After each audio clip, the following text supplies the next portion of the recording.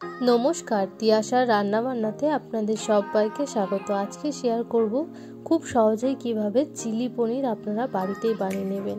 এই চিলি পনিরটা কিন্তু ভাত, রুটি, লুচি, পরোটা, ফ্রাইড রাইসের সাথে একদম জমে যায়। তার জন্য এখানে মোট 200 গ্রাম মতন পনির নিয়েছি। তার মধ্যে নুন দিয়ে দিয়েছি, আর দিয়ে দিয়েছি একটু লঙ্কার গুঁড়ো, আর দিয়ে দিয়েছি 2 চামচ মতন ময়দা দিয়ে সামান্য একটু ছিটে ফোটা জল দিয়ে খুব ভালো মতন এটাকে মেখে নেব। তারপর কড়াতে বেশ খানিকটা পরিমাণে সাদা তেল দিয়ে পনিরগুলোকে ভেজে নেব।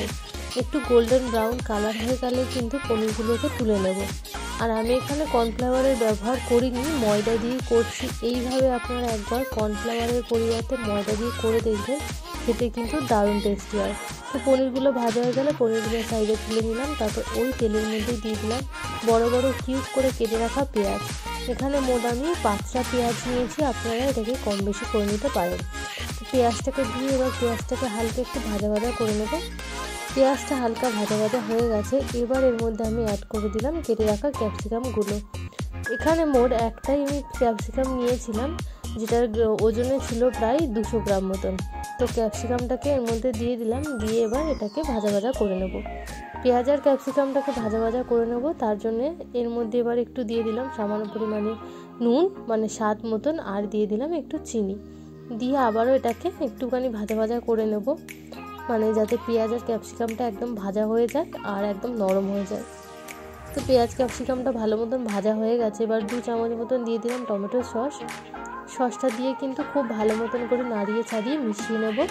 তারপর এর মধ্যে দিয়ে দিলাম 1 চামচ মতন সোয়া সস।